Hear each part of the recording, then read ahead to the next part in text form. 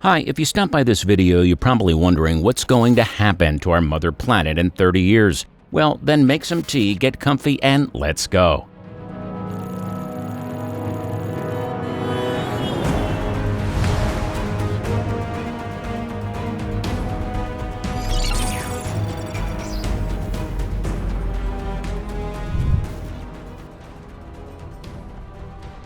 Demographic growth. The most important thing to start the story with is scientists' predictions about demographic growth. There are about 7 billion people living on the planet today. By 2050, the UN predicts that number will approach the 9.5 billion mark. This is a jump of more than 30%, which will lead to significant problems, among them an aging population. The total elderly population will only increase in the middle of the 21st century as people are already living longer and the birth rate is decreasing every year. In 2050, 1 in 6 people on Earth will be over 65, so governments will have to find ways to provide for them. But an aging population is not the only problem we'll have to face. Water scarcity. Already, now there is an acute water shortage in the waterless regions of Africa and the Middle East, which is why 1 billion people live without easy access to drinking water. In 30 years, this number will increase fivefold and only half of the world's population will have sufficient drinking water. Not only sandy countries, but countries such as United States, China, Japan, France, and even Germany will face shortage of this precious liquid. But it's not even that there will be too many people, it's more likely that there will be too little water. A third of the world's rivers are likely to disappear due to climate change. This will lead to mass epidemics, starvation, loss of ability to irrigate fields, and maintain hygiene. Hunger. Speaking of hunger, it's no secret that the larger the population, the more food is needed to survive. Last year, the UN Food and Agriculture Organization, FAO, said that to feed a population of 9 billion in 2050, the world would need to produce an average of 60% more food than it does now. If this is not done, we risk severe food shortages leading to social upheaval, conflict, and civil wars. By comparison, over the past 20 years, wheat and rice production have increased by less than 1%. Scientists remain hopeful that by 2050, hunger can be avoided by simply increasing productivity. Techniques such as double cropping and triple cropping, growing more than one crop in one harvest in one field, have already shown impressive results in parts of India and China. Scientists also know how to prevent the potentially devastating abuse of fertilizers as well as improve methods to increase productivity.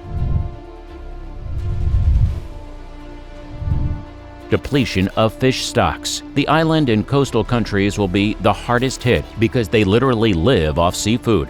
The disappearance of fish will deprive about 700 million people of their livelihoods. Seafood experts bring them about $65 billion a year, but 87% of fish stocks are depleted. In order to save them, we need to limit catches. Some countries will have to give up almost the only profitable export and find jobs for former fishermen.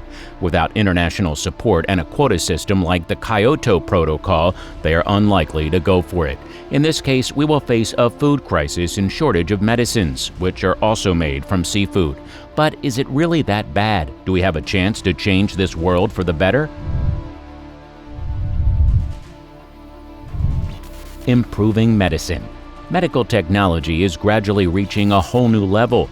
Already now, with the help of gadgets, we can measure our heart rate, sugar levels, and we can see our health indicators on the screen of our smartphone. Plastic surgeries are becoming less necessary, all done with injections, which are easy and almost painless.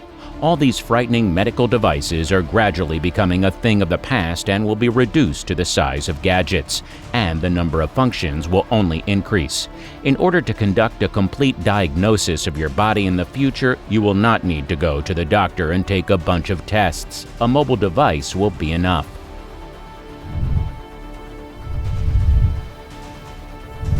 Transition to electric cars. Slowly, we're beginning to move away from those noisy, air-polluting cars and favor electric motors. People are beginning to realize that electric cars are not only more environmentally friendly and safer, but also smarter in general. The main problem remains that most of the world is not adapted to these cars, but gradually gas stations have begun to adapt to electric cars, and the price for such means of transportation is falling. Materialism. More than ever, materialism is likely to rule the world in the mid-21st century. The paradigm of quantitative growth has gained unconditional acceptance around the world, and unrestrained consumerism has taken the satisfaction of material needs to a new level. Thanks to the consistent elimination of trade barriers, the volume of world trade has increased over the past 40 years. At the same time, all attempts at global regulation of sustainable development have failed. This is due to weak international structures that no longer have any real political power. World arena.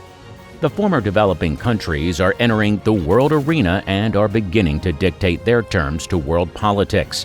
At the same time, the industrialized nations of the West are desperately trying to cope with internal political crises. Their main problem is an increase in the state budget deficit against the background of growing foreign debts. This is the total absence of growth in the welfare of the population. Financial markets, centers of trade and consumption, are shifting to the east. In many international organizations, Asian countries are taking the lead. The WTO is being replaced by a new free trade organization. Manufacturing sites are being relocated to the outskirts of Asian consumption centers and are also partially returned to the West. The global transportation network accelerates the global traffic of goods. The world of materialism and consumerism is characterized above all by the uncontrolled exploitation of natural resources. The understanding of harmonious and sustainable development is completely absent, and the only indicators of successful economic activity remain productivity and profit. Digital technology. By 2050, individualism will become a global world trend. With a general increase in education, the spread of new digital technologies, and global increase in prosperity, the need to personalize products will determine consumer behavior in everyday life. The desire to stand out will become the only goal in life. Industry, in turn, will contribute to this by offering consumers a wide range of opportunities to customize products according to their personal preferences. Product personalization and regional production structures will be accompanied by a decentralized energy system and infrastructure. At the same time, the regional regulation of trade is also increasing because trade flows now take place exclusively at the regional level. Only the exchange of raw materials and data will take place globally. Food production. Food production also takes place locally, for example, directly where it's consumed. Technical progress is developing rapidly. The most important technology for individualized production is becoming 3D printing. Over the past 20 years, 3D printers have become increasingly sophisticated, and their production and service have become more and more profitable. Thanks to this technology, 3D printing won a leading position not only for production on an industrial scale, but also will become an indispensable attribute in households.